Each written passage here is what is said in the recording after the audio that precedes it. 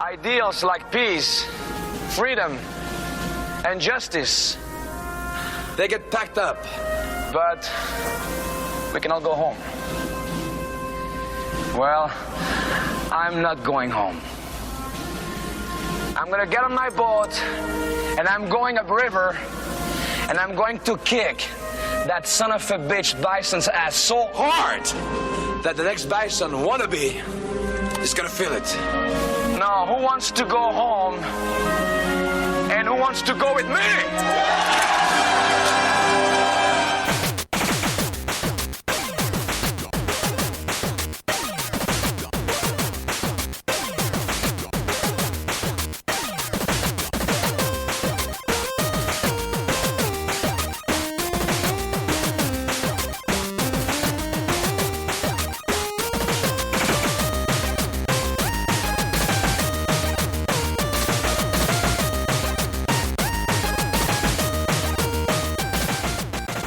Welcome to the Rated G for Gamers podcast, episode 337. Before we start the show, we want to thank all of our wonderful fans who have supported us. And if you want to show support for the Rated G Network, you can find us on Patreon at patreon.com/Rated G for Gamers. You can also find us on YouTube, Twitter, Instagram, and Facebook at Rated G for Gamers. And finally, please rate and review us on iTunes and Spotify. We appreciate all the love. I'm your host, Dave Rotino, and this is my co-host, Dan, the podcaster formerly known as Classic Robinson. What's going on, man? I heard through the grapevine, Dan, that you have seen the latest Marvel movie, Black Panther 2. Is that true? I seen Wakanda Forever. No, I did. Isn't that what it is? Oh, there it is. Yeah, over the chest.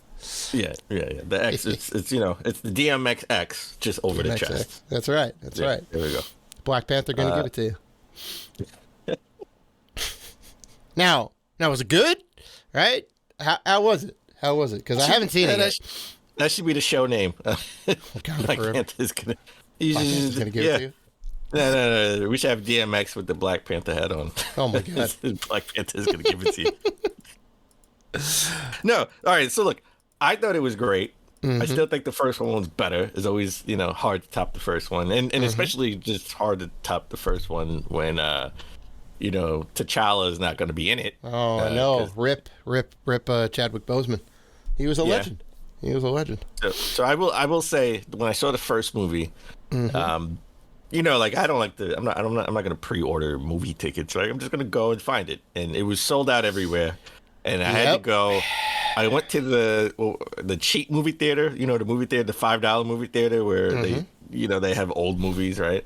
Yeah. They had it, not for $5, but you had to go. You couldn't pay for the seat, like your specific seat. You couldn't pick your seat. You had to just go wait in line, like you did, old school, like we did years ago. We would go wait. So we waited for like an hour and a half in line so we can get a good seat. This time, I actually ended up going all the way to Staten Island. We went to Staten Island to see Wakanda Forever from the Alamo, because the Alamo has, where they serve liquor, food, and reclining seats, right? We went to the Alamo in Staten Island because that was the only place that we can actually get tickets to see it. Wow. Well, today I learned that Staten Island has a thing that you can do. You can go there. They have two things now. They have the Wu-Tang Clan, and they have an Alamo Drafthouse. So good on you, Staten. All right. They got a Subway, right? Like they actually got a Subway's. Like a sandwich shop? Yeah, I know. They're on every corner. No, they got one. They have like one train, and it's like on the east side of Staten Island. But it stays in Staten, right? You can't get from Brooklyn there, or can you? No. It goes from the bottom of Staten Island to the ferry. Okay. All the way to the ferry. Yeah. It's so weird. Like I know it's an easy thing to dunk on. You can do windmill jams on Staten Island all day. It is definitely the bottom of the borough, no matter what. In anyone's top rankings, you put Staten number one. Even people in Staten Island can't even put it number one. They're like, I don't know, Queens, Brooklyn, maybe we're number two. They have to acknowledge that. I think Manhattan is just automatically number one. Manhattan's up there. Manhattan's up there. But I don't know, like people from, I mean, even people in the Bronx too. Like they got their pride. I could see them putting Manhattan. They got too. the Yankees. They got the Yankees. So That's exactly right. That's exactly right. They got the Yankees and they got some beautiful chopped cheese sandwiches up there. Well, and you're talking about Dunkin' on Staten Island. Staten Island loves Dunkin' Donuts. I saw like a Dunkin' Donuts every other block. It was crazy. Yeah, Jesus.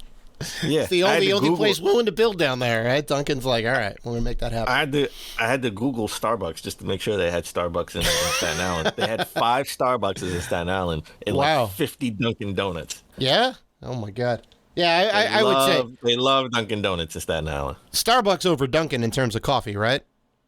Oh, 100%. Yeah. Okay. All right. Cool. Krispy Kreme over Dunkin' Donuts. Well, in terms of donuts, sure. Yeah. Oh, yeah. I've said this for the last 10 years, and I'm going to say it on the show, and I'm sure I've said it on the show before. Mm-hmm. If Starbucks ever bought Krispy Kreme, they could put Dunkin' Donuts out of business.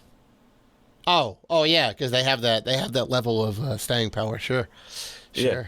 That'd be crazy. The coffee is better, and the sugar levels on the donuts, the Krispy Kreme, are much higher.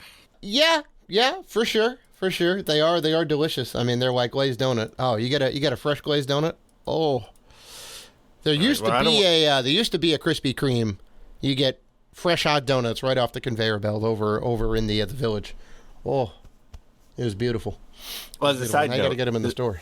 As a side note, I love going to one of the reasons why I love going to the Nintendo store in New York City is because right next door they have Dough, the donut shop. Oh, Dough donuts are legit. Yeah. Mm-hmm. Yeah. It started in Bed-Stuy, right? Mm-hmm. That location is no longer there. It closed during COVID, unfortunately. Yep. But I will say, every other location than that Bed-Stuy location actually takes credit card, because that location only took cash, which drove me nuts. But any other location took credit card. So I love that location next to the Nintendo store, because you could just, tap your credit card. Right. And yeah, because the donuts are expensive. They're not cheap, and they're huge. Right? Yeah. Oh, you get your money's worth. You just need one, right? It's not like you can have like 3 Dunkin' Donuts and be like, I'm kind of full. No. Yeah. All right. No. Well, this is not the Staten Island podcast. No, I would hope not. I don't have much more to say about it. We have an awesome show this week. Coming up, we're going to talk about all the Game Award nominees. I'm actually going to vote live as we talk about it, as Dan always does, right? Getting his votes in. And then we're going to go over some of the GameStop Black Friday sales. Mm-hmm. Oh, I'm excited. But before we get into any of that, let's begin the show with a huge happy anniversary to one of the most underrated consoles of all time, and that is the Wii U. Yep. The Wii U came out 10 years ago this month, 2012, right? Mm-hmm. It started off the next generation of consoles. That's right. They were first out the gate. Now, that was a 6-year run since the Wii, right? The Wii was 2006, came out with the PS3. So that was legit a generation. They were the first one out the gate for sure, but they weren't like early in terms of their previous console. It wasn't like Sega putting out the 32X and then putting out the Saturn and then putting out the whatever, and there was an even amount of space there. Failed console for sure, but listen, I think it's one of the most underrated consoles. If you have the Pro Controller, my biggest issue is they make you use the gamepad for a lot of the first party games. Right? They forced it for sure. They forced it. It should have been optional, right? Just like on the Wii, motion control should have been optional. They shouldn't have forced you to do it. It was a nice gimmick, but it certainly held back a ton of games. It was a little bit of an issue. Yeah, it's hard to, that's why I'm happy they put Twilight Princess out, on the Switch. Yep. Right? But on the Wii U. No. Oh, yeah. No, you're right. Skyward Sword is on the Switch. Skyward Sword. Yeah. Well, I'm talking about, because on the Wii, you had to use the motion controls for Skyward Sword. Yeah. I'm glad they put it on the Switch, so you don't have to use the motion controls. Mm-hmm. Yeah, which is nice. Nice. Well, no, I was talking. I was talking about Skyward Sword, and then I would love for them to put Star Fox on the Switch, so we don't have to use. Why you got to say it like that? Why? Just say it with your chest. You want Star Fox on the Switch, and you want it to be because that I don't want to again. I don't want to jinx it. I don't want to jinx it, so I I'm going to whisper it. I'm going to whisper it. All right, fair enough. Miyamoto, are you out there? Well, actually, it's not even him. Furukawa, are you out there? President of Nintendo. Come on, Well, hear happy our birthday, praise. happy birthday to Miyamoto as well. I think. He turned like 70, 72, 70. Yeah. I think it was 70. Yeah, I think it's 70. And he's That's still crazy. working at Nintendo, which is, uncharacteristic if you're like Japan. Like you must don't you have to retire after a certain amount of time? No, they work themselves to the bone over there, man. Like that's a whole thing. Well, all the CEOs are young, right? A lot of the CEOs, they don't, like Furukawa, like they picked a younger CEO, like he's in his 30s or 40s or something Right. like that, right? They don't, Right. they don't, I don't think CEO. You could be like 80 years old and be a CEO of the company. Like you have to step down or step Eventually, But yeah. you can still be a part of the board, right? Board of directors or something. But I think they want younger CEOs with fresher ideas to go with the times. Which Yeah, makes, and that I makes like- sense if you think about it. I like Furukawa. I think he's making some good moves with Nintendo. So I ain't mad at his run so far. But the Wii U, I want to say, I mean, it's almost dead. It's not dead yet. It's not dead yet. The eShop is still open to re-download anything that you've downloaded previously. If you have money, and there are ways you could put money, on the eShop, so you can sort of still buy. Because I know they stopped that where you couldn't use any gift cards, you couldn't put any money up on the Right. You couldn't eShop. put new money into it. Yeah. Yeah, but people are saying on the internet there are ways to get around that where you can still put money on, but the Wii U will officially die in March when you can't read. The eShop is just going to close, and then that'll be it. That'll Yeah. be done. It's a problem, and it ain't gonna get better. It had some great games, and it had some okay games, and it had some shovelware, not as much as the Wii. No, it was a little bit more. The games were a little more substantial for sure. And the Switch, I gotta say, this early Switch success, they owe a lot to the Wii because all they did was port all the games from the Wii. Oh, from the Wii U. The Wii U. That's the Wii right. U. Yeah, because nobody ever Yeah, played them. yeah, They're from like, the we're Wii just to gonna Wii. put them again. And even the people that did play them, they're like, we know you're gonna buy them again, and we know you're gonna pay full price for them, and people do. I mean, It's the crazy. best-selling game on the Switch is the Wii U game, Yeah, right? Super That's right. Mario Kart 8 Deluxe. that's right. Now, Right. granted, it It's a has Wii all U the game. DLC, but still, it is Mario Kart 8 through and through. Think about it. The first DLC Nintendo ever put out was for the Wii U, and it was for Mario Kart 8. Wow, no way. And I bought it. They really don't do that, huh? No. And you know what? I'm okay with that. I want a complete game. I don't want nickel and dime microtransactions or whatnot. Now, granted, I got to pay $60 till the end of time. Mario Kart's never going on sale. Even on like Black Friday, you take $5 off, and Nintendo's like, you're welcome. You're welcome. We'll give you a little bit of a discount. That's crazy. Wow. I can keep talking about the Wii U. I'm a little upset now because I have stick drift on my Wii U Pro controller. Oh, on the Pro, yeah. Telling you, it happens. I've always had it. My only issue is, how expensive a new Wii U Pro controller is right now? I know. It's expensive. I know. It's freaking expensive. It's not more than like a DualSense or an Xbox Series controller, is it? Yeah, it's like going for like $100 last time I checked. Yeah. It's crazy. I know. But it's like using an Elite controller. It's like buying an Elite controller. right. But think about how much you use it, right? It's $100. You go, yeah, it's more than a copy of Mario Kart 8. But think about how long you're going to be using it for years. So that cost. Until that has. I mean, sure, but like break it down like per hour, right? You're going to use it more than 100 hours. Like I can guarantee you. So it gets down to like $1 or $2 per hour, even with like casual use over time. I'm just saying, you break it down, it's a good value at the end of the day, I guess. Wait, I'm on eBay right now. It looks like prices have gone down. Oh, maybe I'll pick one up. For a used one or a brand new one? Used one. I don't really. All right. This guy is multitasking over here. Well, it does say, some of them do say brand new, but I don't know how much I trust that. Just because you have the box doesn't mean. Yeah, right. The seal is probably busted on there. Yeah. It's like, how new is this? Right? Is it new in box or Or is it like new? Right. Right. Like, Exactly. like Exactly. Used by a little old lady in Pasadena.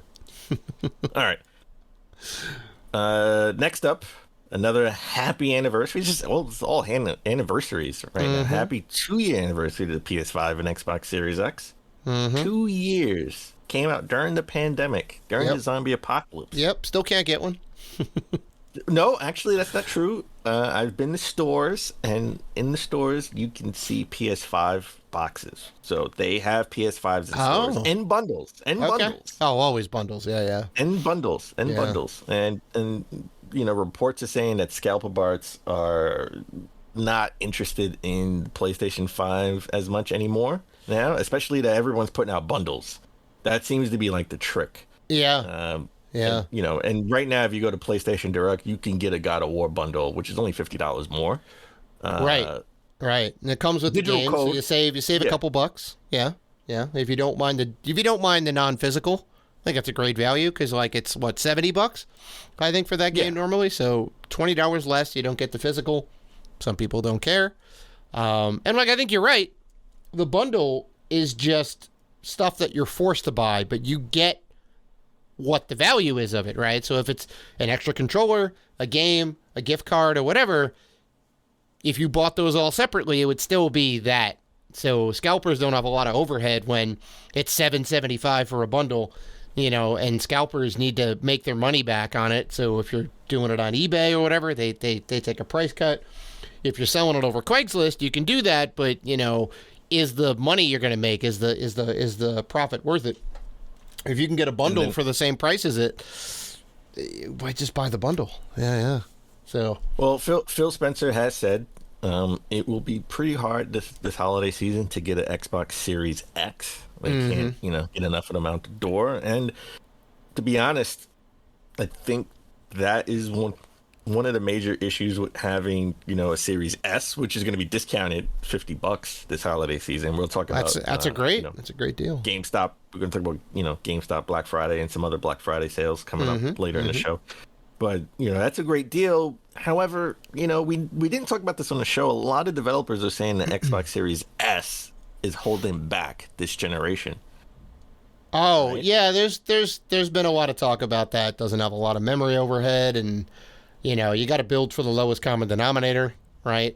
Well, I think that's partially true, and also the cross compatibility that Microsoft put out there, right? Because they said every game is going to be playable on your old school Xbox. So that now that didn't necessarily come to fruition. There are a couple games that aren't cross compatible like that, and I think they're kind of dropping that now. But to be honest, I don't think you want to play Halo Infinite on Xbox One. It's just not enjoyable from what I hear. Well, the original OG, the beta machine, as Dan loves to call it, is that's from 2013. So obviously you're going to get a graphical downgrade and all that, but you also get a big frame rate hit apparently. I think the One X is a bit better. Again, I haven't played on either, so I don't know. But yeah. Yeah, and remember when the One X was the most powerful console ever made of all time? Yeah, I know. Well, I don't know. Are you saying you want to throw shade at Microsoft for building the best console? Yeah, they did. They had the most powerful console. Yeah. Not a lot of exclusives from the Xbox side, right? On the Xbox side, not a lot of exclusives. And my biggest issue with Xbox for this generation is the spines. The box work for the games that they actually do put out, the exclusives. They change it so it looks so weird if you're a collector like we are, and you put them all together, right? And it's from this generation when the spine just says Xbox. If it has Xbox One, it's an Xbox One generation game. That's how I distinguish between the two. All right. So what you do? Xbox, But they have different variations of just that Xbox, and it looks so weird when you put them together because this one is big, this one is small, this one is all the way at the top, this one is slightly towards not at the top. It has a lot of space between the top and it. It's not quite the middle. It just drives me nuts. It looks different. They changed the marketing and design. Now I was just thinking about this. What you could do is group the like spines together so that you get uniformity. Now it won't be completely alphabetical. Well, no, but I mean, like, yeah, I was just thinking I may end up doing that with my like PS3 games, right? You get the ones with like the little red strip on the side and the ones that don't have that, and then you kind of get a little bit more uniformity. Like, you got to make it. You have to make a trade-off. You know, I'll keep it alphabetical. Yeah, okay. I like to keep it alphabetical because I want to be able to. Yeah. I'll just deal with the mismatch. I mean, that's fine. But, well, there's also like if you have a greatest hits game for the Xbox 360, right? It's got that gray spine on there. Like it's terrible. I know. And I have like 3 or 4 of them. I don't have a lot, so you know it does stick out a little bit, not a lot, not as much as the Series X. Right. Series X games, just with the font and the way it looks. But I'll deal with it. Mm-hmm. Well, doesn't mean mean I can't complain about it. What's the alternative? Not buying the game? Like, no, you're gonna get it. You're gonna get the physical. I know. And another issue I have with Xbox is, you know, like Forza and Halo Infinite. I got the disc, but it doesn't really matter. The game's not on a disc. There's some assets. Well, I mean that's with any game. It's just access. Yeah, it's just access to it. Call of Duty is like that. Every modern game. Yeah, you need to have internet access. Yeah, nothing is complete anymore. Even the stuff from Limited Run, which they try and do their best to make it complete. Some of those games have updates as well that need to work, patches and whatever else. So I'm sure in the future when everything's all digital, there will still be retro gaming stores. GameStop won't be around because there'll be nothing for them to sell. Exactly. But there will still be retro gaming stores, and it'll be like the old days, you know, when we would go and buy games or buy a system like PS2 or N64. Mm-hmm. You know, you could buy the DLC, not the DLC, but you could buy like whatever special things or save data. You could buy expansion pack. You could buy the card, you buy the memory card, and they'll have it on there. I remember I went to a retro game store and they said, "Hey, do you want to get to the final boss? We have it saved on a memory card." Oh, shoot! It's extra $20. Yeah, $20. You're like, yes, please. And I was like, okay, sure, yeah. Right. There is I'm sure. You know, I'm just saying. In the future, right? It'll be like, yeah, here's the disc. And here's the thumb drive you need to plug in to your system so you can download the rest of the game because the rest of the game is on the thumb drive. That's actually, I think that's probably what's going to happen. Actually, like thinking about it, like because otherwise the games have like if you wanted to play them, they would have no value if their services went down. Yeah. That's crazy. There's an untapped market here. But the PS5, I'm good with. I think. When it comes to PS5 exclusives so far, right? I think they've had like a lot of they haven't had a lot, but they've had heavy hitters. I mean, you got Ratchet and Clank, but I thought Rift Apart, which was awesome. It was nominated for Game of the Year. You got Horizon. You got the new Horizon game. You got God of War. You got Returnal. I know you love Returnal. I knew you would. Returnal's great. Returnal's great, man. Right? It's a good game. They got the multiplayer update in there now. Like, ooh. Just to name a few, I'm saying we haven't had a lot of exclusives, but the exclusives that we have had have been heavy hitters. And even the Xbox, PlayStation exclusives, now that they own Bethesda, right? I thought they were really good. You know, the scary Tokyo game. I can't think of the name off the top of my head. Ghostwire, yeah. Ghostwire Tokyo. You got half the name in the what's the scary Tokyo? Ghostwire Tokyo. Mm-hmm. Yeah, I thought that was like a pretty good game. I don't think it was, the best game, but I thought it was really good. And then the other game that's in the I can't think of it off the top of my head. What's the game where you have a time limit to Deathloop, which is now on Xbox. Yeah. Which is now on Xbox, right? Ghostwire Tokyo will be on Xbox soon too. That's probably gonna be at the E3 showing. Hey, guess what? Ghostwire Tokyo, it's been up. Right. Because it came out in May, if I'm not mistaken. So so around the E3 time they're gonna say, hey, it's coming to Games Pass. Yep. It's good stuff. So I thought it's been pretty good. I like this generation. I just wish they had more consoles out there for people to play. And then, Agreed. And if they did, Sony wouldn't make everything backwards compatible with your with your PS4. PS4. Oh yeah, no, that is. Well, maybe. I don't know. I would be a little more charitable to them to have backwards compatibility, but it would be a reason to not, right? If you could get a PS5 and it was just in stores, I'll take one, $500. Yeah, it'd be less of an incentive for them to do PS4 compatibility for sure. Yeah. All right, Dave. Speaking of this generation, as we always try to start the show but epically fail, what have you been playing?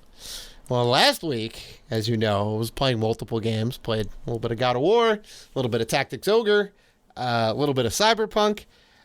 This week, I haven't had a lot to play, but I'm getting in there on my Halo Infinite. So I'm getting time in there. A little bit of multiplayer, building my own level. It's coming along pretty nicely. Like Forge mode is great. It's got some issues. Do you have like a team? Do you have like a team?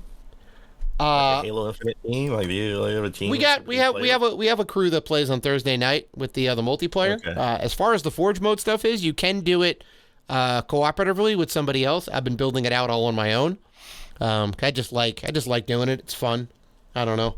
I get really into building shit, whether it's a level or like a water park. Yeah. It's so cool. You can do so much with it. And one of the coolest things is they have this full-on scripting engine. I think 5 had a little bit of scripting, but you can make all of these crazy things with it. Like we ended up playing some modes on Thursday, like because people were just going hog wild. So there's standard levels, like everyone's remaking all the old classic Halo levels, which is great.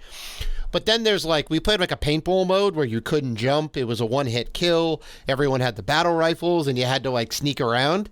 It was really cool. And it felt like you were playing paintball out in this little outdoor area. Somebody made it was they made a soccer game. It was like Rocket League, but instead of rockets, it was you were the car, and everybody had swords, energy swords, and you had repulsors to move the ball around, and they had the 2 nets on the side, and you would have to score X amount of points within a time limit. That was super cool, and that's this sounds less like Halo and more like Minecraft. I mean, I'm telling you, man, Forge mode was the thing. I think it's really going to go a long way. We're going to see a lot of stuff rise to the top.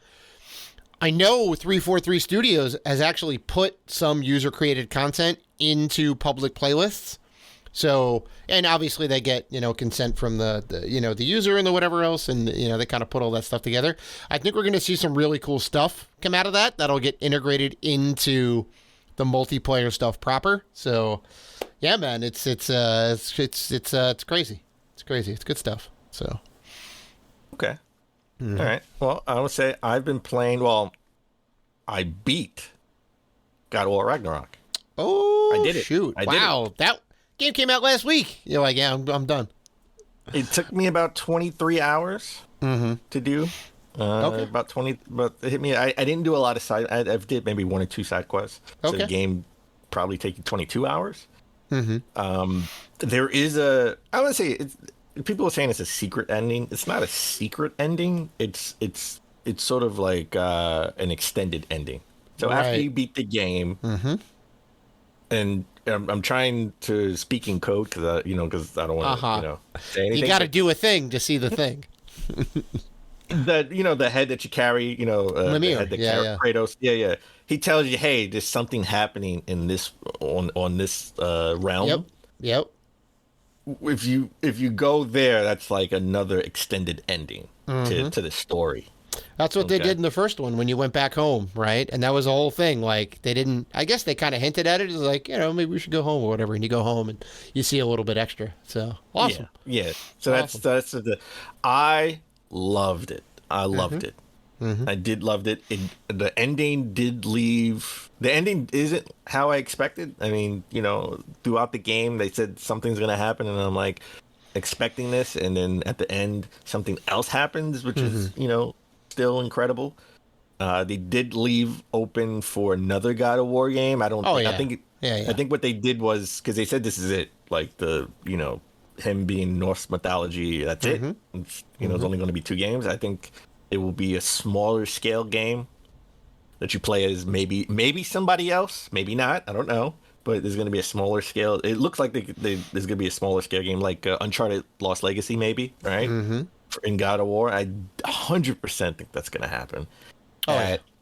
In the next maybe 2-3 years. Sure.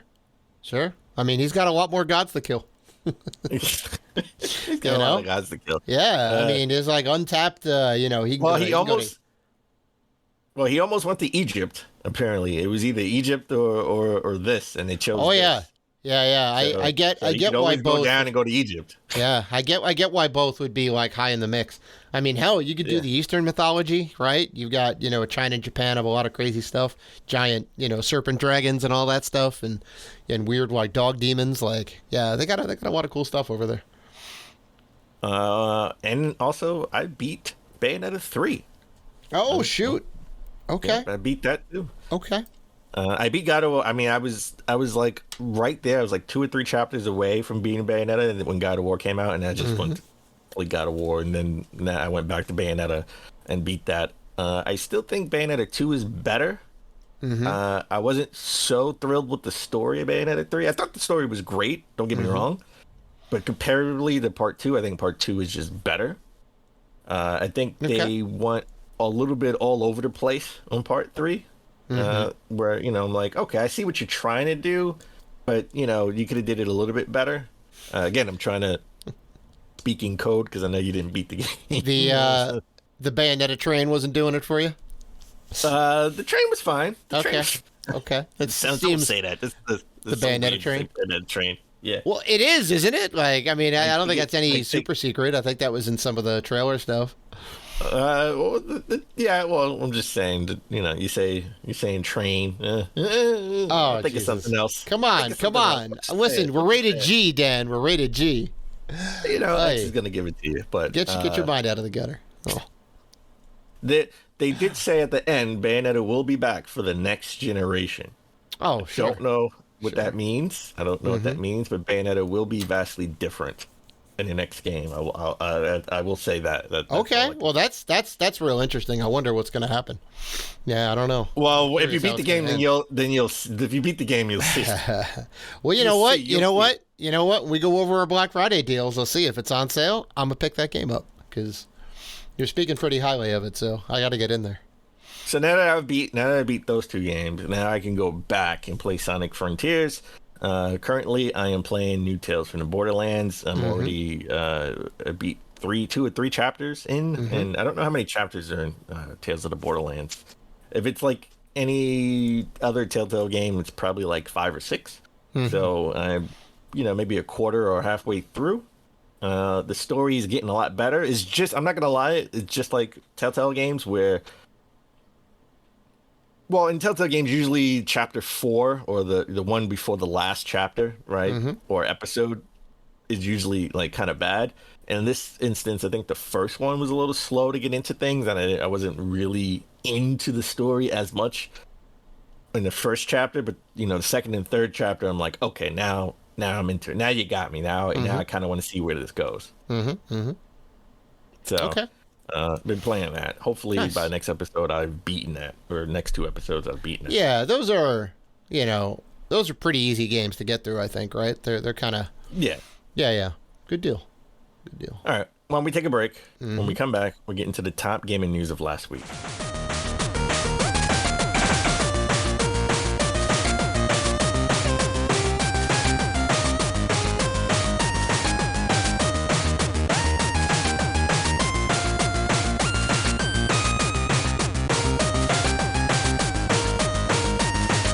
And we're back. All right, Dave, let's get into the top gaming news of last week. And let's start with the Game Award nominees. They went live. You can vote, and I will be voting as we do the episode. So it's a tradition every year. Load up the site. Dan gives his opinions. I disagree, and we'll see who wins at the end of the day. So we have 31 categories. Okay. They've expanded. And they start off big time. Game of the year right off the back. Let's look at some of that. Let's see who got nominated. We got A Plague's Tale Requiem.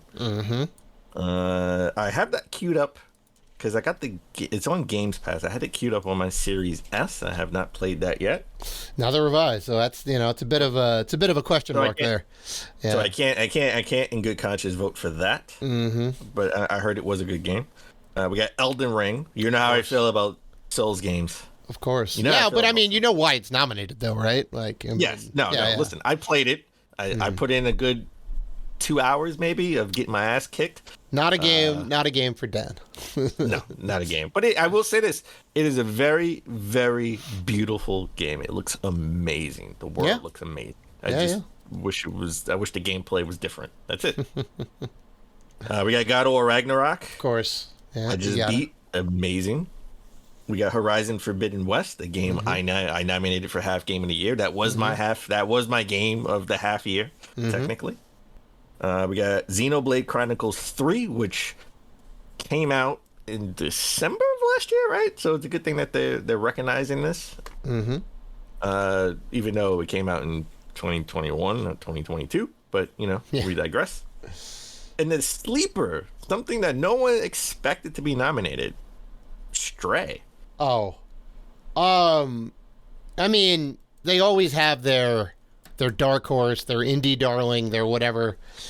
This fills the spot where Celeste was in, I think, 2018 or whatever else. So I mean, maybe surprised that the pick was Stray, but something has to fill that spot, right? You got to get that quirky indie game. That's always what they do. They have like 5 heavy hitters, and there's always 1 or 4 heavy hitters and one that's like kind of, representing the not mainstream AAA title. Not to say that Stray isn't beautiful or whatever, but it is kind of it's a unique type of game for sure. Okay. Well, based on the nominees I have in front of me. Mm-hmm. Okay. Because we don't know what our game of the year nominees will be. Nope. Okay. So this is not, I'm not saying this is what my game of the year is overall, but based on these 6 choices, yeah. I'm picking God of War Ragnarok. Oh wow! I would have to go Elden Ring in that case. Wow! Oh, of course, you just got to be the opposite for me. I mean, I'm voting with you right here. I got to do this. I have to counteract Dan's vote. So listen. Those are the 2. If I were a betting man, I would bet on one of those 2. And we know in 2019 was it, or was it 2018 when God of War, the first one? I think it was 2018. 2018, it was Red Dead and God of War. Now we have God of War and Elden Ring. Right, and I thought it was going to go to. I thought it was going to go to Red Dead. To be honest, Red Dead came out in October. It was a little more fresh in people's heads. Not to say that God of War wasn't great, but it did come out earlier in the year. It was an amazing game. Came out in May, right? Yeah, came out in April, May. Yeah. Great game. And God of War surprised everybody. That's right. That's right. So, all right, next category, best game direction. Mm-hmm. Some of these I'm gonna fly through. Mm-hmm. All right, just so I don't want to spend as much time on each category. Some of these, like best esports coach, I'm just gonna blindly pick one, to be honest, because every vote counts, and I'm voting, and you should go out there and vote, people. Best in every sense of the word, yes. In every sense of the word. Best game direction, we got Elden Ring, God of War, Horizon Forbidden West, Immortality, never heard of that game, and Stray. I am going. You're going to vote for Immortality, right? I'm going to surprise you. And game direction, I'm going to vote for God of War. No, I'm not surprised, Dan. So it's interesting. Game direction, creative vision, innovation. I don't want to harp on this too much, but it's interesting. Elden Ring is in there, right? So it has no direction. Yeah. Creatively, it's beautiful, but in terms of like, it's kind of like subtly they get, and maybe that is the trick of it, right? Subtly they say, here are some clues to help you on your way. They kind of nudge you in the background, maybe in the way that like in Breath of the Wild, 99% of the people will go visit the Zora waterfall first because of the way they design the paths, but they never explicitly tell you where to go. They just say, have at it. And, they make it little, they like put little berries on the road and they go, oh, what's this? And you go over that way. So, I don't know. I would probably have to go with God of War too. I think we're on the same page there. Next one, best narrative. We got A Plague's Tale, Requiem, Elden Ring, God of War, Immortality, and Horizon Forbidden West. Seeing a lot of this is the same number of games, same exact games from the last one. I'm going to. All right, this is going to be a shocker to you, right? This is really going to be a shocker. Yeah? You're gonna be surprised. Yeah. I'm picking God of War. Of course. You know what? I'm going to go with Elden Ring on this one because Again? it's the old what? I pick God of War for the last one. Now Elden Ring's narrative is like you kind of have to dig for it, but I think that's kind of the beauty of it, right? You can find it in the architecture, you can find it in all the other stuff that's around. All right, so next one, Best Art Direction. We have Elden Ring, God of War, Horizon, Dre, and Scorn. Scorn is interesting, yeah. I will say on this one, for best art direction, to me, it would be between Scorn and Elden Ring. Really? It honestly would. Yes. Wow. Art direction. I mean, God of War too. God of War's in there, and of course. I love Horizon. Yeah. Stray, kind of a weird category for it to be in my view. Haven't played Stray, so it's hard for me to say. But I'm gonna shock you, and I'm gonna pick Elden Ring. I'm gonna vote Elden Ring for this. I agree. I'm actually on the same page with you there. It's a beautiful game. They really did an amazing job with it. And we got best score in music, Plague's Tale Requiem, Elden Ring, Ragnarok, Xenoblade Chronicles 3, and Metal Hellsinger. Oh, Metal Hellsinger is amazing, right? I know you. Is it? I know you're not a metalhead, and I know you haven't played this game. Yeah, Metal Hellsinger is the one where you have to shoot to the beat of the music and you build up your combo meter, right? So there's like heavy metal riffs going. They're just like, and you can only like shoot on the beat, right? So they like kind of restrict like when you can shoot. It's crazy. Okay. And it's great. They got heavy metal royalty to do a lot of the tracks, and like the better you do, the more the music ramps up, right? So the worse you do, like it gets more muted, and then you only hear like parts of the song, and then like as you're doing better, like we get the bass line that comes in, and then the guitars and the drums that come in. So it really kind of like feeds your it feeds the gameplay in a way that I think is kind of neat. So it's cool. I can see why it's in here. Yeah, for sure. I'm going God of War. Really? It's fresh in my mind. I love the score. I love the sounds. I love the music. Yeah. The different rounds. Yeah. And the boss battles and then the big drums. Right. It is amazing. Yeah, it is amazing. And then you got the hums. You know, when he like stands up and he's Kratos, and you got the big. Oh yeah. Little chorus behind him. I'm gonna have to go Elden Ring only because I played so much of that, and I haven't played enough God of War yet to be like, throw all my weight behind it. So that may change the further I get into God of War. Yeah. Okay. Next one is Best Audio Designed. We have Call of Duty Modern Warfare 2, Elden Ring, God of War, Gran Turismo 7, funny enough, and Horizon. Yeah. Recognizing the best in game audio and sound design. This one is a little bit tough. I'm not going to lie. Right. It was a little bit tough for me. I'm going to go, honestly, I'm going to give Horizon some love, because Horizon is an awesome game. Okay. Yeah. And I do love the score and the sounds and the audio design in that game. So I'm gonna go Horizon. Now we have best performance. I gotta go Elden Ring. Yeah, I gotta go Elden Ring there. Of course you're going Elden Ring. What do you mean, of course, Elden Ring? Yeah, like, how am I gonna vote for a game I haven't played? That doesn't make any sense. You can't, right? Like, you gotta be able to. So that's why we're not picking Stray necessarily. That's why we're not picking Immortality or. Well, I've played Stray. Stray. I'm halfway through Stray. To be honest. But you're just saying it's not a strong contender in that case. I don't think it's strong. Okay. All right, then we're gonna go for best performance. I don't even. There's no question. There's no other person. There's no question. Yeah. There's no question. I gotta go Christopher Judge. Of course. All right. Of course. I gotta go Teal'c from SG1. He was my guy, Christopher Judge. Go on him. That's it. Don't even need to look at anybody else. You're not gonna vote for the cat from Stray? No. Not that that's even an option, but It's not an option. Even though Ashley Birch from Horizon Forbidden West would have been a close 2 for me, but I'm going Christopher Judd. yeah. Games for Impact. This one I feel like I don't know. I'll be honest. I haven't played any of these. These are all not your games. Yeah, I haven't played any of these games. You know what? Neither have I. So this is gonna be my first blind pick. You know, you can definitely recuse yourself from voting, which is what I'm gonna do. But you do you. Listen, every vote, Dave. Every vote counts. Okay, so I'm gonna blindly, even the ones that are uninformed, with my eyes closed. Oh my god! Pick As Dusk Falls. Oh my god! Boom. Vote is placed. I'm sure it's a good game. I'm sure all of those games are well, you should definitely play it now so you know what your vote was going to.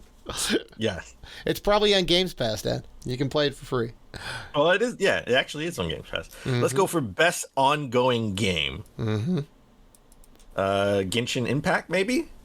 Fortnite? You don't know. We don't play any of these games. These are all multiplayer games specifically, and you know what? I do. You know what? A game I did play. A game I did play and I can vote for in good conscience. Well, I did. Listen, I did play Fortnite, to be honest. For a second, sure. Yeah. I'm going Destiny 2, baby. Okay.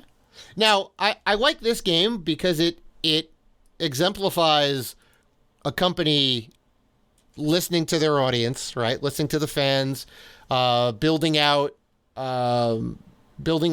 new features and content and taking in fan feedback and making adjustments to the game and all that. So it's less about the game itself and more about the company itself and how they're kind of handling that and supporting the game.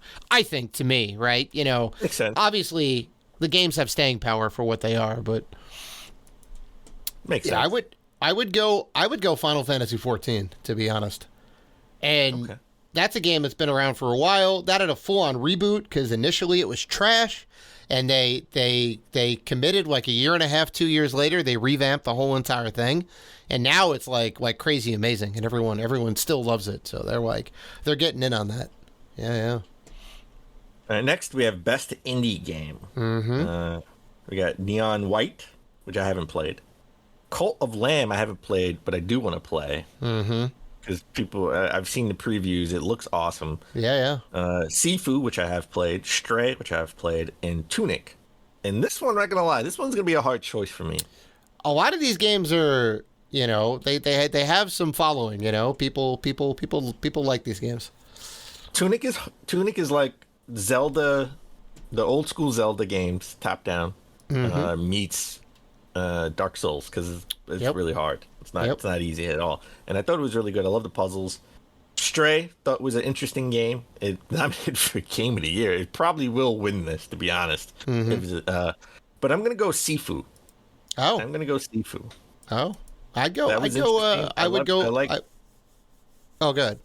Well, I'm just saying that I thought it was like an interesting concept. Like you die and you get older, you get more experienced, but you get slower, right? Right. It's a little bit of a trade-off. Yeah, it is definitely really neat. I haven't gotten into that yet. Out of these, I'd probably go Stray. I think it's pretty unique. A lot of these games are really unique. You know, Cult of Lamb, you're like building up a demon cult, all right, which is crazy. It's kind of got a Binding of Isaac vibe, I think, a little bit of a roguelike thing going on there. So they're all pretty solid. Yeah. Best mobile game. This I leave to you, my friend, because I feel like you've played Diablo Immortal. I feel like you've played Apex Legends Mobile. Well, Marvel Snap is the new hotness right now. Everyone's talking about Marvel Snap, which is I think a card game. Yeah. I mean, they're all super heavy microtransaction-y. I think Genshin and Apex are essentially the same game as their desktop counterpart, just on the go. Haven't played the mobile version of Apex Legends. Have played Apex Legends, which is great. Diablo Immortal was trash, so I'm not gonna vote for that. Haven't played Marvel Snap. Haven't played Tower of Fantasy, so I'm gonna go ahead and recuse myself on this because I hate these type of games that aren't just pay a single price. I want to pay $5-10 and get a full experience. I don't want to be nickel and dimed because it always hurts the experience. All right. Well, I'm going Marvel Snap because I saw Wakanda Forever. That's it. Jesus. I feel like I'm going to recuse myself from the esports stuff because I know nothing. I know nothing. At least these games, I've heard of them. I've seen them. And Yeah. I may not have actually played them, but at least I know what they're about. But the esports stuff, I'm probably going to recuse myself. Right. Best community support. Ooh, this one. Well, let's say it's Apex, Destiny 2, Final Fantasy 14, Fortnite, and No Man's Sky. Wow. I'm gonna go with No Man's Sky in this. Yeah, you know what?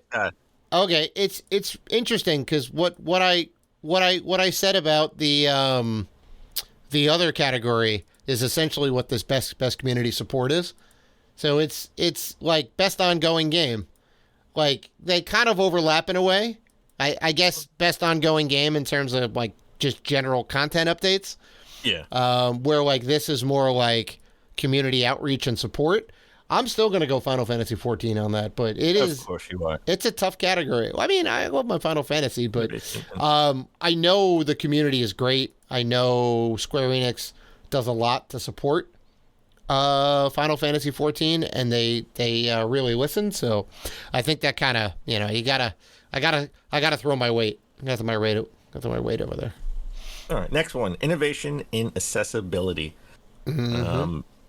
This one, I don't really need a lot of the accessibility options, but I've seen a lot of what these games have done, right, to be more accessible. Right. Well, right. It's not for us. Yeah. We got the Quarry. You get the Last of Us Part 1, Return to Monkey Island, God of War Ragnarok, and As Dusk Falls. And honestly, from the things that I've seen, obviously I haven't used them, just from what I've seen and the feedback I've seen, which I know is sort of anecdotal evidence, I'm going to go The Last of Us Part 1, because Naughty Dog is historically awesome when it comes to accessibility, right? Where they make things shinier. If you don't have good eyesight, they make things like shiny and bright, like, where you can see, oh, this is where one of the hidden treasures is in this drawer, because I can see it shiny bright. You can have it all black and white, right, if you wanted to. Like, sure. I think they do an amazing job. This has nothing to do with the game itself, as far as the story goes, and the controversy or should it have been remade or anything.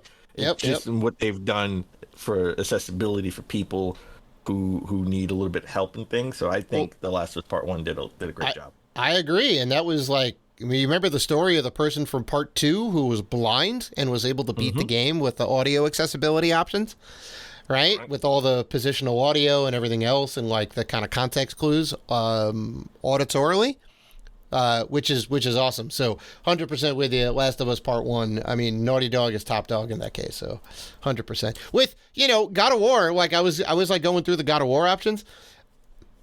Definitely nothing to sneeze at. Like right up there with Last of Us, right? With the terms with the amount of options that you can kind of tweak. The other games I'm not too sure about. I think obviously they're in this category for a reason, but yeah, I think it's got to go Last of Us for sure. We get the best VR AR game.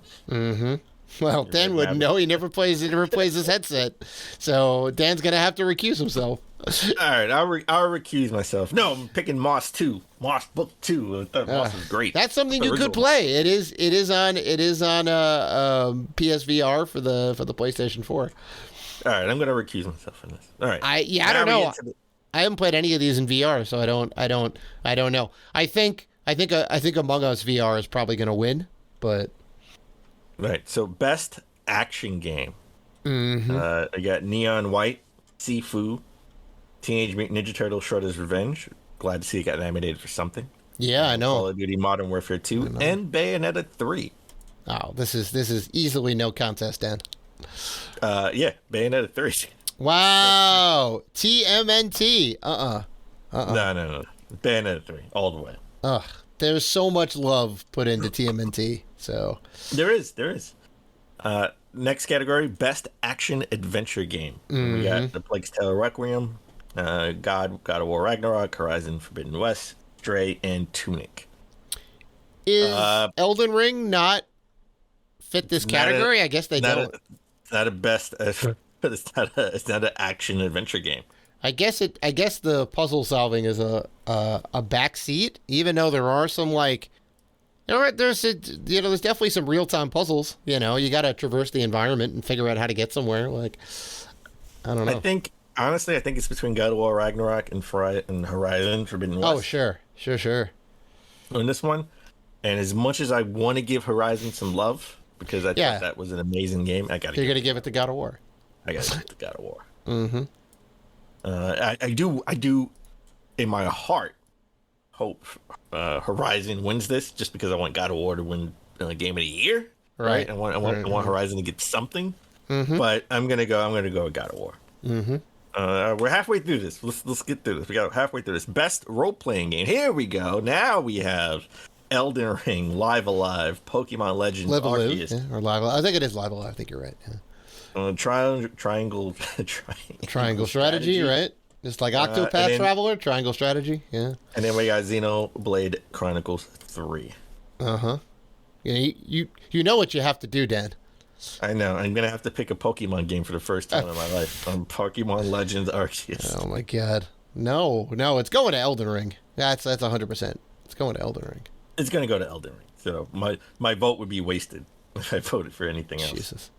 Best fighting game. This one is interesting because I don't know. Well, you got Sifu, Multiverses, King of Fighters 15, JoJo's Bizarre Adventure All-Star Battle R, and DNF Duel, which I don't know. I've never played that one. Mm-hmm. So I gotta take that one off my list at least. DNF Duel, Arc System Works of Blaze Blue and Guilty Gear and many others fame. It's apparently a very good game.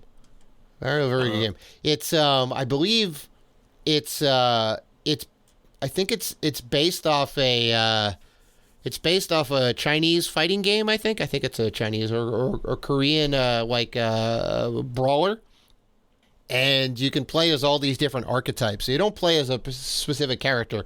You'll play as like a paladin, right? But then there's like all these subsets of the paladin class, which play out in slightly different ways. But it's like a 2.5D brawler. It's really wild. It looks beautiful. Yeah. Well, Multiverses with Shaggy and Batman and all the characters in those realms that they put together. That's like a bootleg Smash Brothers clone. Mm-hmm. I'm not going to win this category, obviously. No. Sifu, glad it's nominated. Not going to win. JoJo's Bizarre Adventure All-Stars Battle R, I thought was good, but it's not like you can't play it like you play Street Fighter. You can't play it like you play a regular fighting game. Those type of games are really intricate in the way you do your moves. Mm-hmm. I'm gonna go with the King of Fighters 15 only because when I got it, I played the heck out of it, and sometimes I would just play it and listen to a podcast and wanted to play something. I thought it was great. It came out earlier this year. I was really into it, and I think it deserves some love. I'm a big King of Fighters fan as well. I'm going with DNF Duel. It's a crowd favorite apparently. Now we have now we're getting to Nintendo's category. They should just rename this from the Best Nintendo Family category to the Nintendo category because only one of these games isn't a Nintendo game. Uh-huh. Okay, we have Splatoon 3, Nintendo Switch Sports, Mario plus Rabbids Sparks of Hope, Kirby in the Forgotten Land, and the non-Nintendo game of Lego Star Wars: The Skywalker Saga. Right. I got to recuse myself. I haven't played any of these, so I've played all of these actually. Yeah, I've played all of these. What's your? This would be hard. This is really hard. This is gonna be really hard because to be honest, if I'm just voting for the best game here, in my view, I think it's Kirby in the Forgotten Land gets the slight edge because I think it's one of the best Kirby games ever made. Period. However, the category is best family game for best game appropriate for family play. Mm-hmm. Right? So if I'm taking the category and what it means by the definition of the category, I gotta say Switch Sports, Nintendo Switch Sports. The best thing for the family. It's one of the only, well, yeah. It's the best game for the family to play. Lego Star Wars is also up there. I mean, come on now. Well, again, family play, right? Like I think it's just I mean, I would pick Kirby and the Forgotten Lands. I think it's the best game here, but to the definition of the category, I think it would be Nintendo Sports. I would 100% have to recuse myself from the best sim and strategy. You only played one of these. I've only played one of these. Well, technically, I guess I don't have to recuse myself. I think Mario plus Rabbids Sparks of Hope is great, so I would pick that one. Sure. I funny enough, haven't played any of these games yet, but I hear good things about all of them. Two Point Campus is, you build your own college, right? The Dune Spice Wars is, I want to say it's a real-time strategy. That's supposed to be pretty good. Victoria 3 Renaissance Sim, I think. And obviously Mario Rabbids, the tactical combat, right? Just like the first one. And Warhammer 3, I think, is real-time strategy too. But yeah, I mean, I hear good things about all these, so I think it'll be a tough category. I picked Mario Rabbids because I did play it. I thought it was great on all of these games. That really is the Dan game, the Dan Robinson game, if I want to play a sim game. Next category, best sports/racing. We have F1 22, FIFA 23, NBA 2K 23, Gran Turismo 7, and Ali Ali World. I got it. You know what? I'm going Gran Turismo 7. I think it's the only one you played. No, I've played Ali Ali World. Okay. I NBA 2K 23. I love my basketball. Right. I love playing those games. I like to play them a little bit later in the year or earlier in the beginning of the year, right? Because I like getting all the mid-season trades in and seeing where the teams are. So when I do my season sim, right? It actually brings with all the team. If you buy the game before the season starts, and you start your season, whoever they think is going to be like great team will have like the best record. But if you do it in the middle of the season, they sort of adjust it. Like if I do it in the beginning, the Lakers will probably have a better record than they actually do in real life. Right. The Nets will probably have a better record than they actually do in real life. Right. So I usually like to play it later in the season so I can, when I play my season, it can mimic real life sort of, right? So, but I'm going to go Gran Turismo 7. Need some love. I thought it was, it had some issues out the gate, but they fixed some of that stuff. They fixed a lot of that stuff since then. Yeah. Do they have the ray tracing when you're actually racing, or just in the the recaps now? Just in the recap. Now they haven't fixed it. No. Yeah. Here we go. Best multiplayer game. Yeah. Call of Duty, Multiverses, Overwatch 2, Splatoon 3, and Teenage Mutant Ninja Turtles: Shredder's Revenge. I'm gonna have to. I know this is probably gonna go to Call of Duty, to be honest, or Overwatch 2. Oh, no way! No, Overwatch 2 is terrible. That's not gonna win. No, people hate it. It's a shit show. Yeah, they've had so many problems. I'm going Splatoon 3. Really? Okay. Yeah. Awesome. I'm gonna have to go TMNT, man. I knew you were gonna do that. It's a great. I mean, it's either that or Call of Duty. I think Splatoon is up there. Overwatch and Multiverses, they're not gonna win anything. I mean, it's just weird. I don't know. It's an okay fighting. It's an okay party fighting game or whatever. All right. I have my first category that I'm actually going to recuse myself. Oh, wow.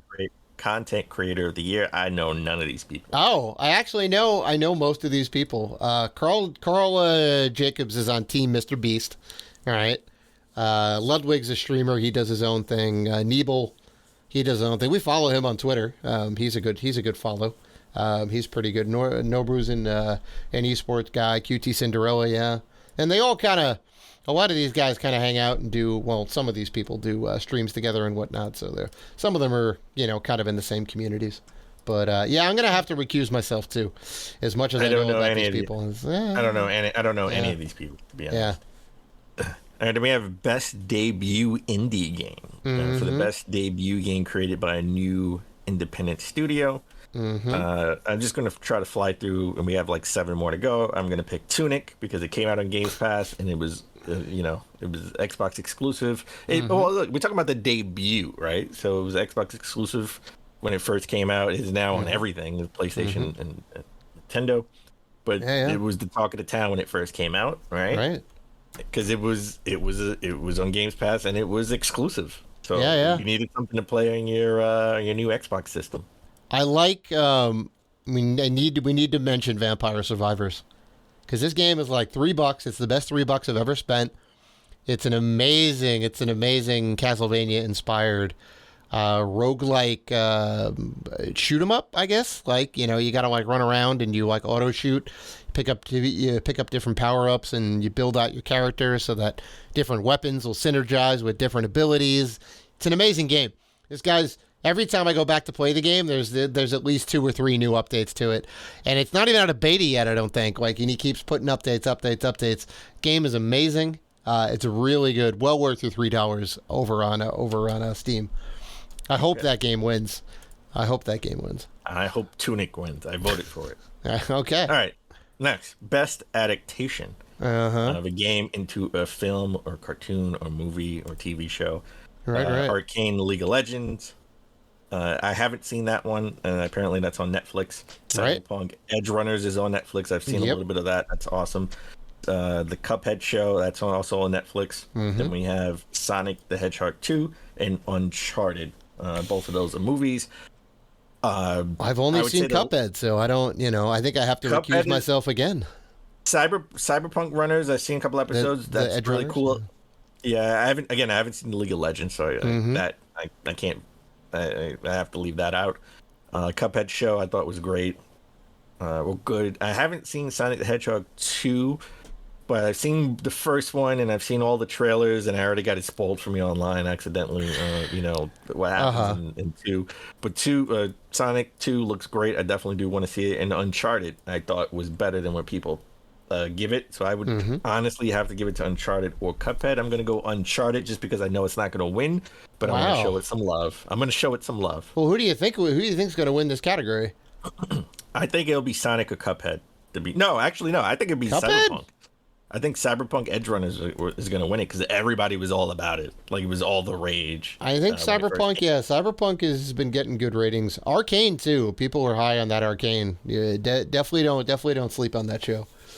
All right, next one. We got most anticipated game. We got the new Final Fantasy 16. No Hogwarts question. Legacy, Resident Evil 4 remake, Starfield, and The Legend of Zelda: Tears of the Kingdom. I don't think anybody's really anticipating Final Fantasy 16. Nobody cares. It's not a big deal. Not a big deal. It's not a big deal. Look at Dan over here throwing shade.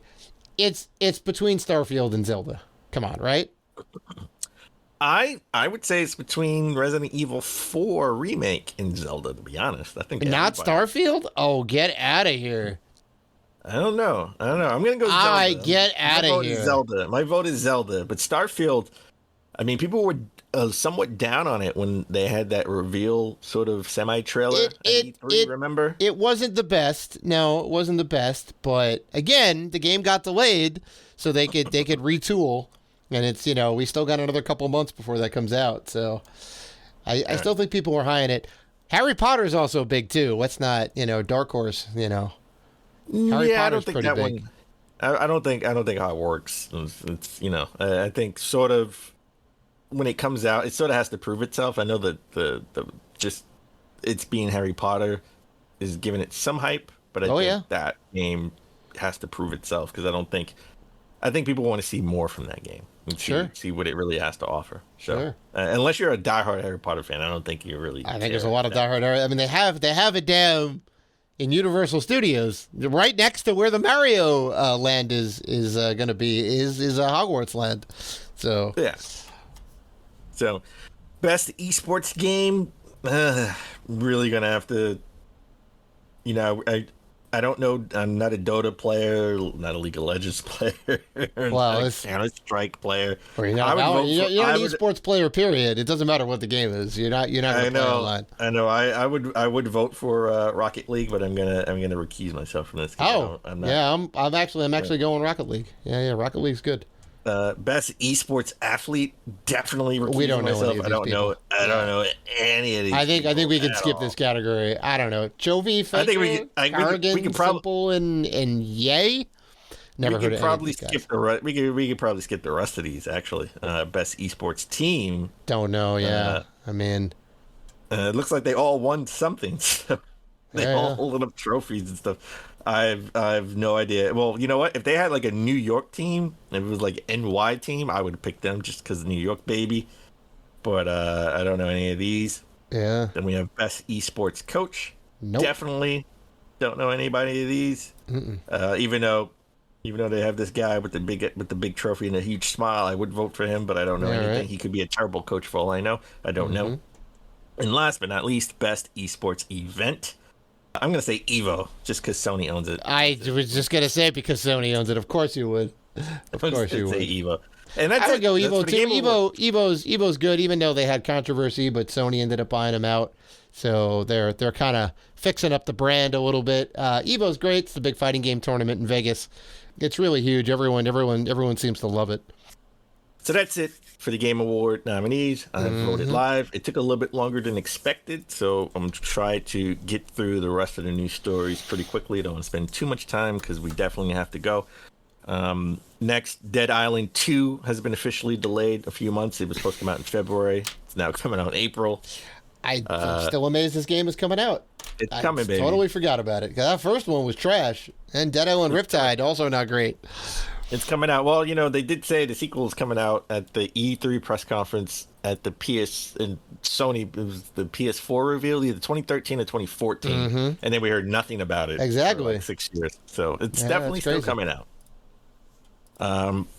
Microsoft has officially canceled the Xbox Keystone, codename Keystone, which was the streaming device that they wanted to put out. It's sort of like a third tier Xbox system, Yeah. Series X, Series Just S, a small and little- Keystone, whatever they would have called it, a streaming device, right? Yeah, yeah. Apparently, Phil Spencer canceled it because he couldn't get it to the price range that he wanted. He wanted Right. to make it $100 to $120, but Right. apparently, if you have a streaming box, right, you got to put like maybe a controller in it, and the controller itself is $60, so that's half the price. Oh, yeah. I mean, if it doesn't come with a controller, yeah, you're kind of you're not. You're putting another hurdle in place. It should be an all-in-one box, right? You Yeah. know, they obviously can't give you internet with it. You got to have your own internet provider, but as long as you have that and you have a TV with HDMI, they give you the cord, the power cord, and a People controller. people don't think about this, right? They have to have the system itself, which God knows how much that costs. Maybe $100. I mean, maybe $50. It doesn't have a processor in it because you're streaming, right? Yep. It does it have memory in it? I don't even think it has memory in it because you're streaming. No, it definitely has a little bit. It's got a little bit to, because there are some chips on the board to do some.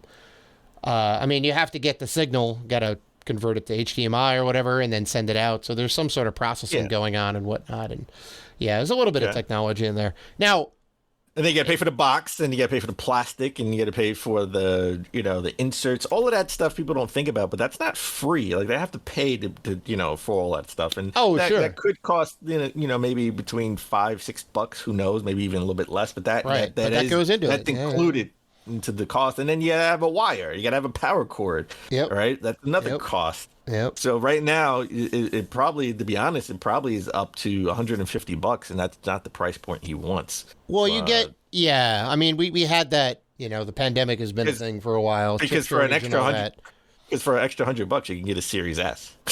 Yeah, I know. Well, I think if the pandemic didn't happen, this would be coming out. He'd be able to get the price that he wanted on it. And I think the pandemic put a big wrinkle in it. And I also think that they're going to be returning to this, right? This is shelved for the moment. I think they're kind of putting it down until prices go down a little bit, because if the only thing is the price point, they will get there, right? Technology always gets cheaper, right? We're in a little bit of a weird point right now where chips are hard to come by. There's a lot of issues with importing stuff and whatever else. So there's a lot of supply issues. I think that's what it's hampered by. So I think maybe in a year or two, we're going to see this thing, whatever they call it, it's going to come out again for sure. Okay, I really wanted to go over some of the Black Friday sales. Again, one a little bit too long. The Game Award nominees. We're going to have to cut this short. But I will say the best deal right now is the Series S. It's about $50 cheaper. They even have it in the holiday box, right? So it's $250. That's an awesome sale. I did see somewhere, I think it was Amazon. I could have been wrong about this. You can get the VR Iron Man, PSVR Iron Man set for $200, right? Wow. That's like $100 off. That's great. I actually may pick that up just so I can have, because my PSVR that has dust on top of dust on top of dust. You just clean it, Dan. Just dust it. No. The wire actually is something wrong with the wire, because I think I twirled all the wires around and kept it behind, and because I twirled them around, you never use it. How is it have wear and tear? Oh my God. Because and now you're gonna buy another one to just have it and never use it. Well, the PSVR 2 is not backwards compatible, so you got. So if I want to play any of those games ever in the future, I'm gonna need a working PSVR 1. So the thing that's prevented you from playing it all this time is the fact that you just never played it, because it's hooked up. Yeah. You have the wires. That's why. You just, I don't want to play it. So if I spend $200 on a new one, I'm still not going to play it. But at least I have another option to play. An option. You have another option, because the other one, I'm sure it still works. The wire may be a little loose, but oh my God. Wire, I got to shake the wire for it to work. Okay. Best Buy, GameStop always has a buy two, get one free on pre-owned Xbox One and PS4 games. So that's always look out for that for you collectors. And I think the DualSense controller is going to be $50, usually $70. That's a good pickup. That's really good. I actually just bought one of those too for God of War, because my PS5 controller had stick drift. So, it's annoying. I should have waited. The weirdest thing is, Nintendo still has the bundle that they've been putting out every year for like the last 5 years, and that's the Mario Kart 8 bundle. Of course they're gonna, with the Switch. People buy them. That's crazy. At some point, they're gonna have to stop that bundle and do something different. They'll stop that bundle when the Super Switch comes out, when the Switch 2 comes out. So a lot of good sales. I would try Best Buy, GameStop, Target, Amazon. A lot of them will have buy two get one free. Check Square Enix, right? You always hit me with the Square Enix side. I always tell you, check Square Enix. Yep, they got a lot of really good deals. A lot of older, whatever stock of the older games that they have, you can get pretty good. So check. You probably won't get it for 3-4 months. It's not going to come right. Oh, it's fine. Yeah, but you'll get it. But you'll get it. You'll get it. Oh yeah. Check. I cleaned up the last couple of years. I mean, they got games, like physical games, as low as like $2 to $5 in some cases, or like under $10. Right. All right. So I like to end the news with something weird, quirky, or fun, or just different in general. And this one definitely fits that bill. Recently at a Kendrick Lamar concert, there was somebody filming the concert on their PlayStation Vita. That is amazing, and not surprising. Like, how good is I don't have a Vita. I never had a Vita. I don't know. This person was pretty close. I can't make it out if it was a guy or a girl, but the person was very close to the stage with their Vita in their hand recording. I was gonna how good is the camera?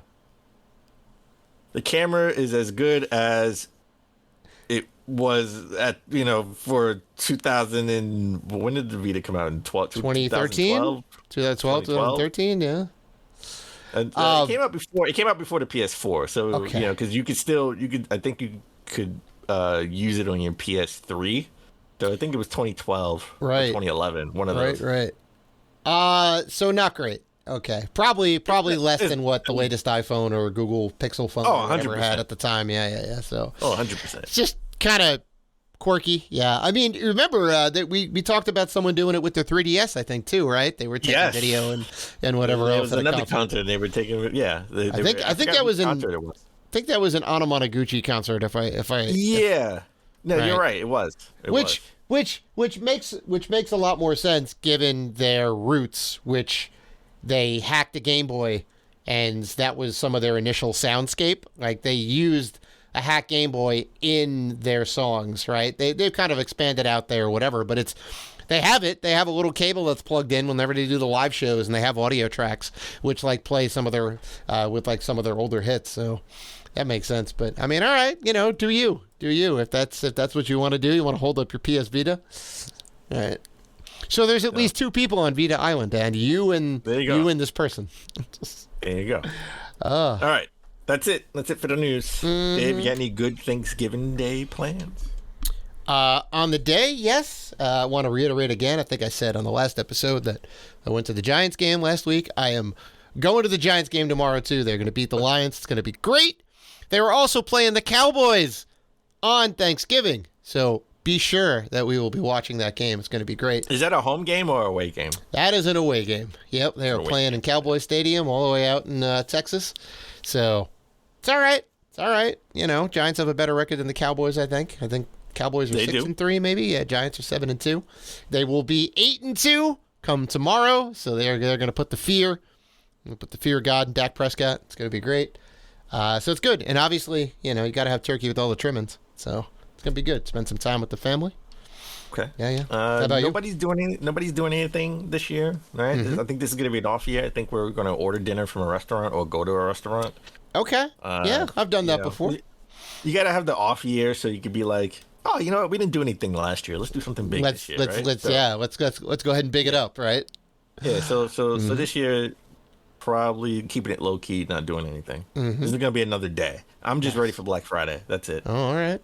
Well, hey, man, fill up on everything because look, it's nice when you don't have to do anything in the kitchen. You got no pots and pans to take care of, right? They just either they bring it to you or you're going out. Like there's something nice about that. Yeah. So, well, all right. That is episode 337 in the books, folks. And we want to thank you guys for listening to the show, for liking, commenting, doing all the good stuff that you guys do. If you want to interact with us, and we know you do, you can find us on Facebook, Twitter, Instagram, and YouTube at Rated G for Gamers. Also, we are part of the Gaming Podcast Alliance. You can check out all the fine podcasts featured on there at gamingpodcastalliance.com if you're looking for more gaming goodness. So, please listen, like, rate, review, and subscribe. And as always, keep gaming.